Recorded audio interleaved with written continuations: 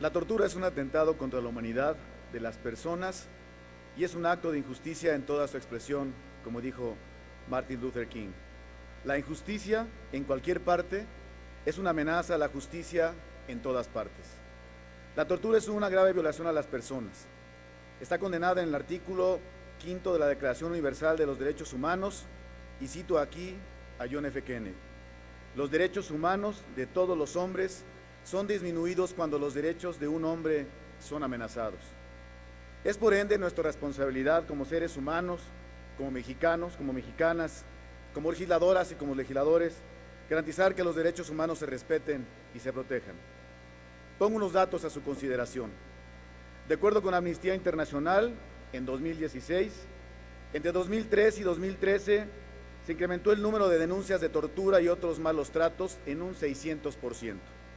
Y en los primeros 4 años de esta década, se recibieron 7.741 denuncias de tortura y otros tratos crueles, inhumanos o degradantes ante la Comisión Nacional de los Derechos Humanos. En abril de 2015, la Procuraduría General de la República contaba con 2.420 investigaciones en trámite sobre tortura. Sin embargo, de acuerdo con la Comisión Nacional de los Derechos Humanos, el Estado solo registra 15 sentencias condenatorias por casos de tortura desde 1991. Ante esta realidad, el presidente Enrique Peña Nieto aseveró que en el país debemos afrontar y superar los episodios de tortura con toda determinación. Tenemos que acabar con estos flagelos que atentan contra la dignidad humana y nos agravian como sociedad. Firme con ese compromiso, el gobierno del presidente Peña ha impulsado acciones y transformaciones institucionales cuyos resultados han mostrado lo siguiente: una disminución del 46% en el número de recomendaciones emitidas por la Comisión Nacional de los Derechos Humanos a autoridades de la Administración Pública Federal, destinar más de 1.500 millones de pesos al Fondo de Ayuda, Asistencia y Reparación integrales para víctimas del delito y de violaciones de sus derechos, y concretar la reforma a la fracción 21ª del artículo 73 constitucional que facultó al Congreso de la Unión a emitir leyes generales en materia de tortura y malos tratos. Ahora, a nosotros nos corresponde legislar para garantizar un país sin tortura. Si bien nuestro país cuenta con una ley federal para prevenir y sancionar la tortura, esta no ha sido actualizada desde 1994, como aquí ya se enunció, por lo que resulta insuficiente para combatir el delito eficazmente.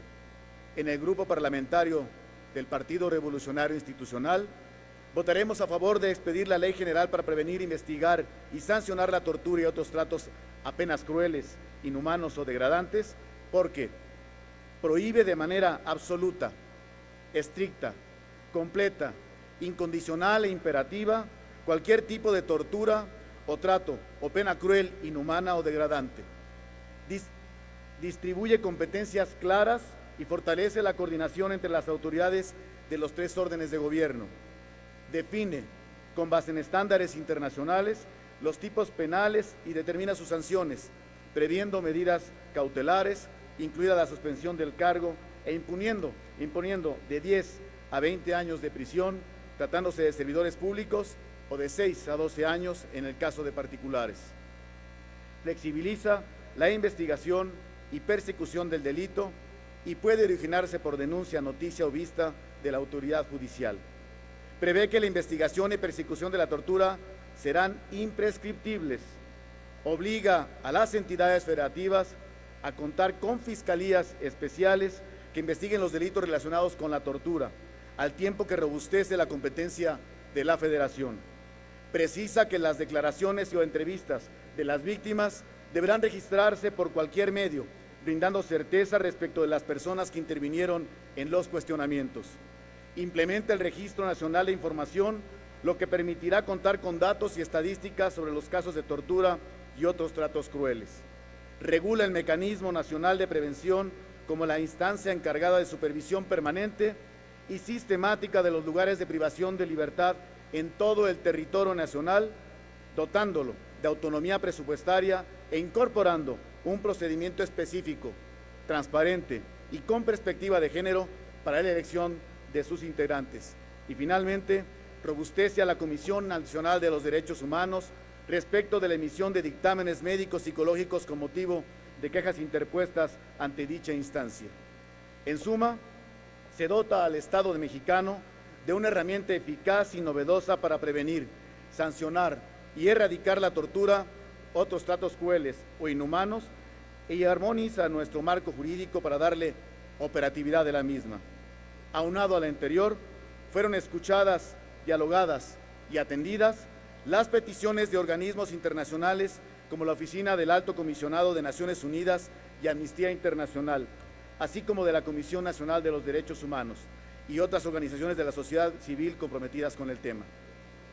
Asimismo, es importante destacar que el dictamen que votaremos a favor recupera recomendaciones emitidas por el informe del relator especial sobre la tortura de la Organización de las Naciones Unidas en el 2014, entre ellas, expedir una ley general en materia que tipifique la tortura en toda la República, consagrar el principio expreso de la prohibición absoluta de la tortura, garantizar el derecho de todas las víctimas a una reparación integral, asegurar que la tortura y malos tratos sean investigados prontamente y prever la suspensión administrativa de todo funcionario sujeto a investigación por tortura y malos tratos. Concluyo. El exsecretario general de la Organización de las Naciones Unidas, Kofi Annan, expresó que nadie puede disfrutar la seguridad sin desarrollo y del desarrollo sin seguridad y sin el respeto por los derechos humanos, por lo que en nuestro Estado constitucional de derecho, como el nuestro, garantizar los derechos humanos significa apostar por un México democrático, próspero, justo y en paz. Es cuanto.